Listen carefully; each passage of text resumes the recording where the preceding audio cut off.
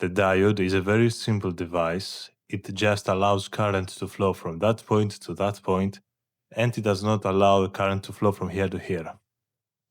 If the anode is not positive enough in respect to the cathode by that amount, which is just an intrinsic turned-on voltage of a device, the device is off and can be represented by an open circuit.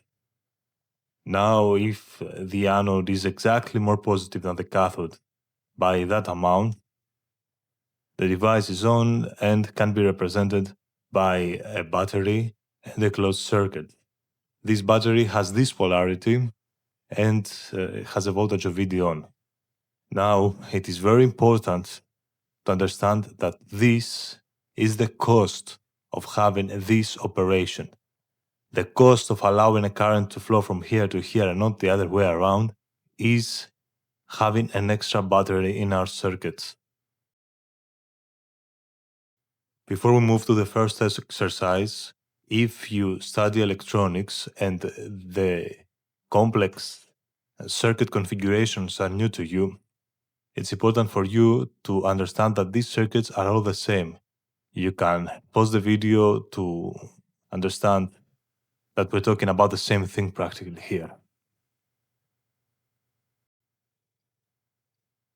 Our exercise asks us, what is the minimum voltage required inside the battery so that D1 is on? We have the input voltage, we have a diode, have two resistors and a battery here. So we are asked to find a minimum voltage, right? So we must be careful in order to realize what is exactly the condition we need to have here. I'm going to name this point A and this point B. And the condition is that VA minus VB must be equal to VD on. Again, this must be true in order for the diode to be on anyway. Now, because the diode is about to turn on, there must be two currents here flowing into B, but the current that flows from here all the way to here inside this loop must be very close to zero. Again, if the current is exactly zero, the diode, we cannot say that it can get on. The diode has to be off.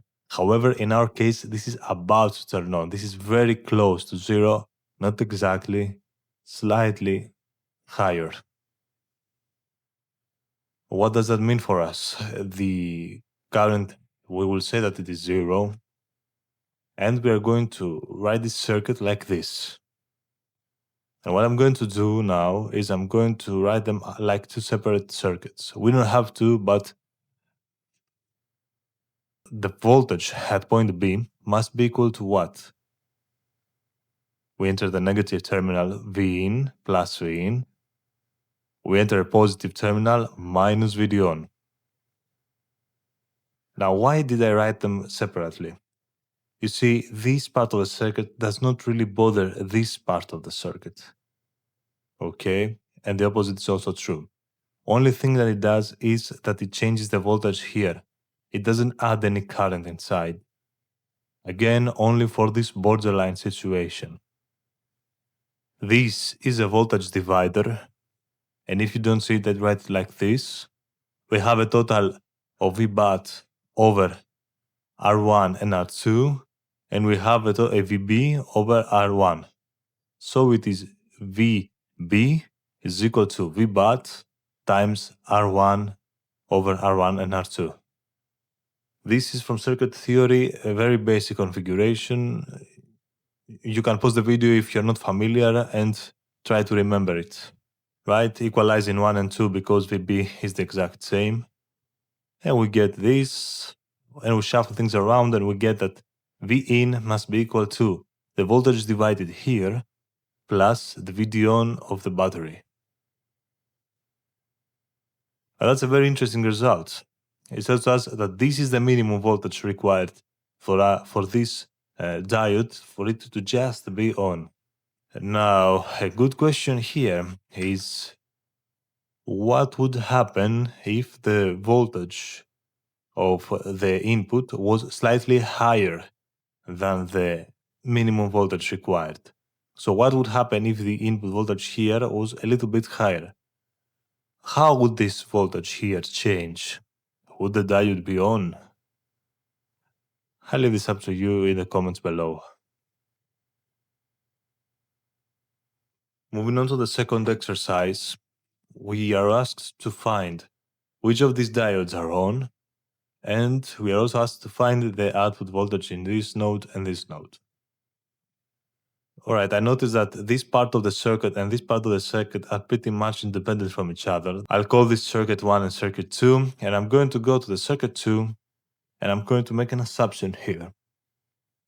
I'm going to say that the voltage here, which is 10 volts, is enough to activate this diode. And if the diode D4 is on, this condition must be true. We must have a voltage drop of 0.7 here, and we must say that VO2 must be equal to 10 volts minus 0.7, which is equal to 9.3 volts. So this must be the voltage here if the diode was on. Now, what will happen if D5 was also on? In that case, the voltage here should be equal to 5 volts minus 0.7, which is 4.3 volts. Can both of these be true at the same time? Can the same node have two different voltages? No, this cannot be true. Therefore, only one of these diodes must be on. The rule here is that whenever two diodes want a different voltage at the same node, the diode that wants a higher voltage is the one that wins. So this is the higher voltage, so D4 must be the diode that wins. Therefore, D4 must be on and D5 must be off. Going on to the first circuit now, we will assume, first of all, that D3 is on. There must be a voltage drop from here to here. Again, the current must flow because the diode is on. The current flows from here to here. It has to flow from here to here. It cannot really flow to the output. Can it flow from here all the way to here? No, it cannot flow from the cathode to the anode of a diode. It has to flow all the way from here to here. I call this point A, and I'm going to do some algebra to find out that if this configuration actually can exist. VO1 must be equal to 0 minus 0.7, which is equal to minus 0.7. The voltage at point A must be equal to minus 0.7 minus another 0.7, 1.4 minus 1.4. That would mean that there must be a current flowing from here to here. This point is more positive than this point because it has a voltage of 0. So this would mean that the current must flow from here all the way to here. Can this be true? No, it cannot be true because the current cannot flow from the cathode to the anode of a diode. Therefore, no path for the currents to flow if this was on. Therefore, G3 has to be off. Now, what would happen if D1 and D2 were on?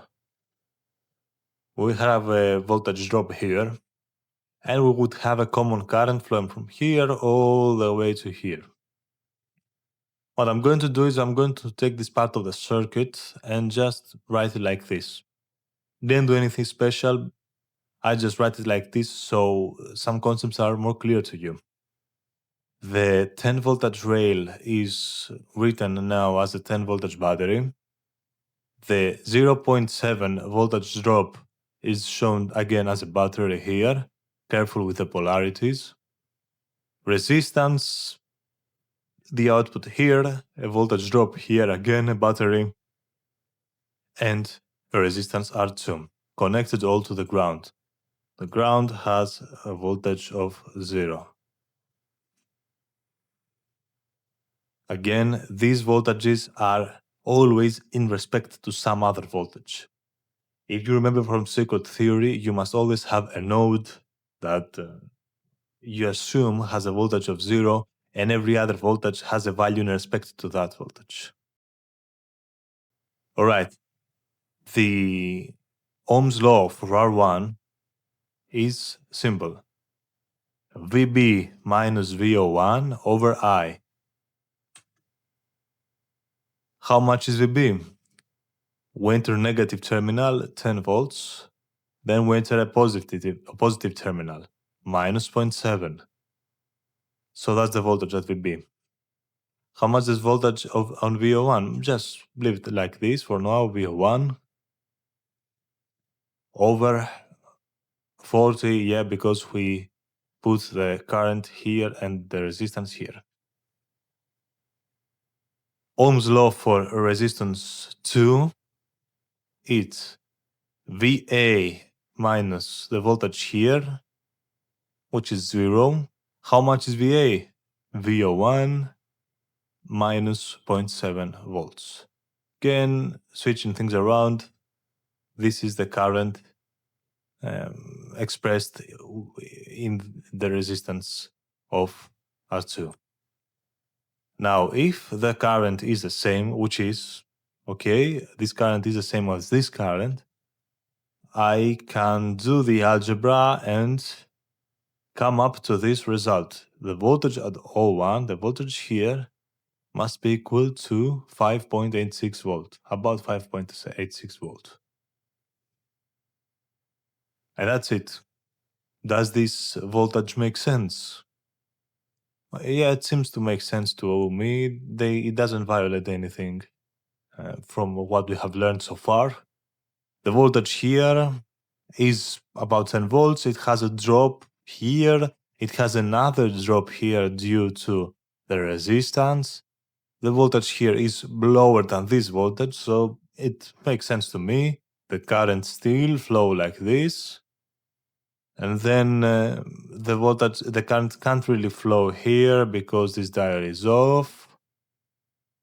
Then it has to flow here. Then the voltage here is higher than this voltage because we have some drops here.